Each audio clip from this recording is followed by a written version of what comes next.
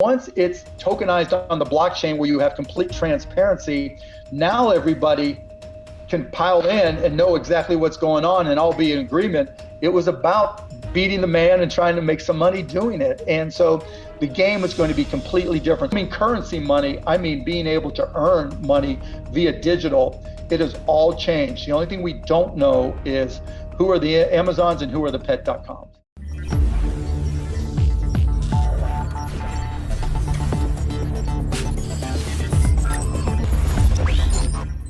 Welcome to Crypto Revolution. Today we're going to share a wealth of information and insight from billionaire Mark Cuban and what he specifically has to say about XRP. But before we start, let's talk about XRP. XRP is the native asset of the XRP ledger, a blockchain originally developed in 2011 by developers David Schwartz, Arthur Brito, and Jed McCaleb. The protocol officially launched in 2012, and not long after, the team formed a new company called OpenCoin, led by Chris Larsen, who joined as CEO. The following year, the company changed its name to Ripple Labs Inc., before shortening it to Ripple in 2015. Beyond talking about the move towards blockchain, they also discussed tokenization and America 2.0. To know what we mean about this, watch this informative interview with Raoul Pal till the end, and make sure to click subscribe to the channel too along the way. In my mind, and I just had a recent conversation about this, it's the crypto perspective of, concentrated democratization with voting rights into what happens meets what we saw in Wall Street bets. So when those two merge, that's when it's going to be crazy. And that's what I see, right? The merging of what can happen with crypto and tokens. And so imagine, like we're talking, whether it's Aave, whether it's any of the DeFi protocols, whether it's Sushi, whatever, right? Or Polkadot, which has governance characteristics. And they say, okay, we're going to over collateralize because that's what DeFi does, as opposed to what Robinhood did, which gave you margin. And what over collateralization means in crypto world is you have to have $200 worth of crypto in order to borrow $100 worth. And so imagine in that type of environment where the margin calls don't have the impact we saw, over the past couple of days, everybody got, one share, one vote, and everybody voted on what stock they wanted to pile into. And if you want to assign your voting rights to somebody else, great. And everybody decides how often they'll review. So if you want to watch it minute by minute and vote continuously on your phone, yes, no, great, or hour by hour, whatever it is. But once it's tokenized on the blockchain where you have complete transparency, now everybody can pile in and know exactly what's going on and all be in agreement. And you talk about changing the technicals of a stock and changing what happens with the stock. And it's not always about just making a stock run. I gave the example, let's just say there's a company that has employee stock ownership and those employees are going to be able to sell on a given date. And you want to come in and run the stock up so that they can sell at a higher price. Or this, another company has a great social construct and it's not just get in and get out, but you make a decision as a group to stay in there for 6 months or a year or 5 years, right? All these things can happen, but what we saw with Wall Street bets, even though there's a lot of pain along the way for some people who didn't fully know and understand, I think the longer term implications are incredible. I think you're dead right. This is clearly a move towards blockchain at every level, from custody to clearing to derivatives, because this whole thing's a mess and we've known it since Lehman went under. It needs to be cleaned up. Doing it. And so the game is going to be completely different. So I agree 100% with you, Raoul, that if, this is going to go towards blockchain, and it will all be better for it. Now the question becomes, whose blockchain? How is it managed? How decentralized is it, if at all? That's a whole different story. Yeah, I mean, for us, people who want to make investments is super interesting because there's tons of, it's like being in VC with real-time mark-to-market. So, we can invest in a lot of this stuff. Some won't work, some will do really well. It's like the early days of the internet. It's 100% the early days of the internet.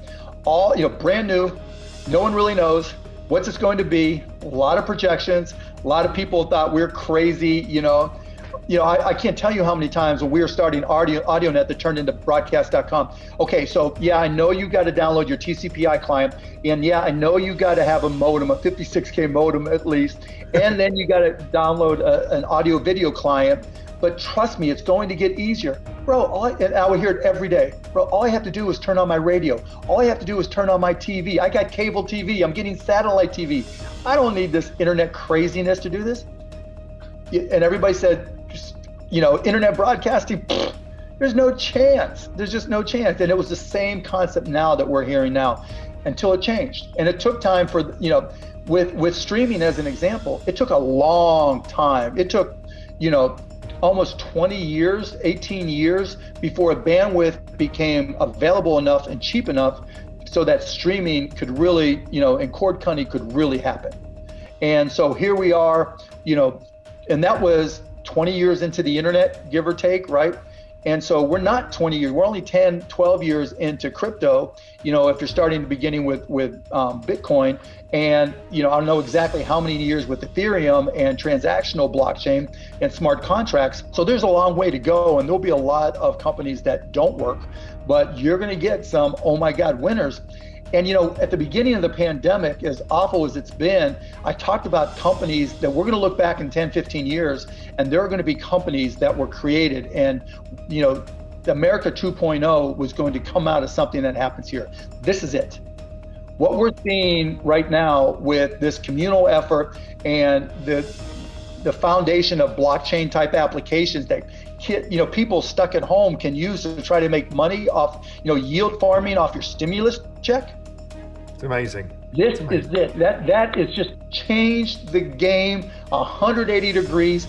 And if you don't know it, it's going to smack you down and make you bleed. Digital goods are digital goods, right? Bits are bits.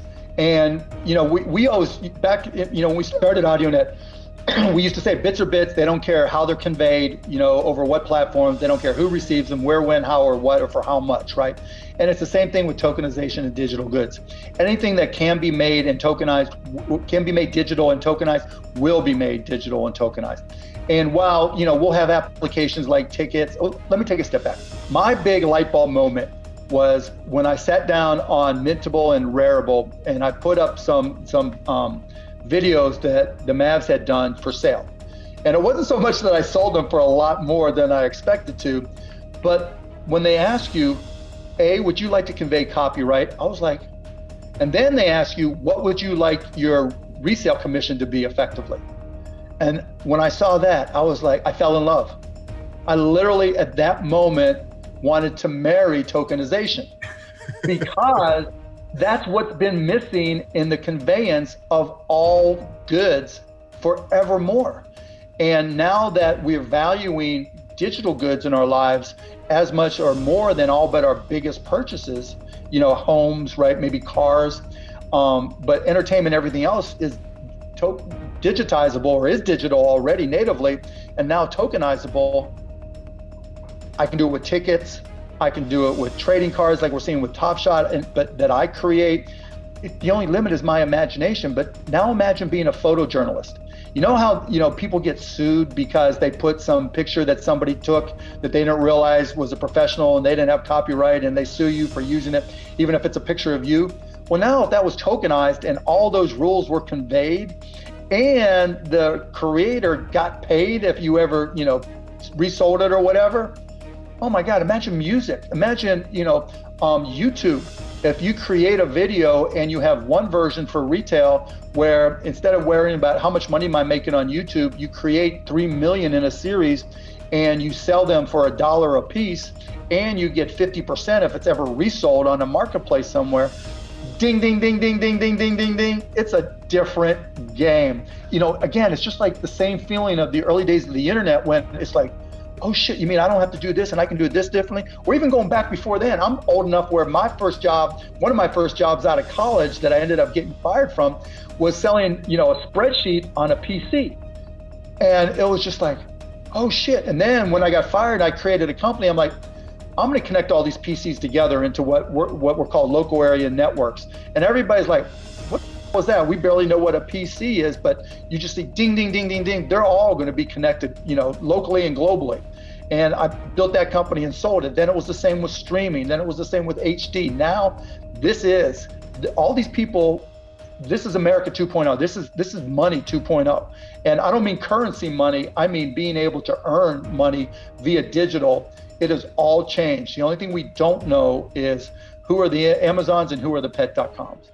Mark Cuban is dead set that America 2.0 will be coming out of the companies that have been created at the beginning of the pandemic, sharing that we're going to be looking back in 10 to 15 years to realize this. Mark and Raoul specifically talked about blockchain technology and the companies that are adopting this, also talking about the communal efforts and the foundation of blockchain-type applications that are allowing people stuck at home to make money, and this has changed the game 180 degrees. What do you think about what Raoul Pal and Mark discussed during the interview? Do you think that there is a move towards blockchain? Let us know in the comments below, and if you like this video, do give it a like and subscribe to the channel for more financial news and insights. Till the next video, this is Crypto Revolution.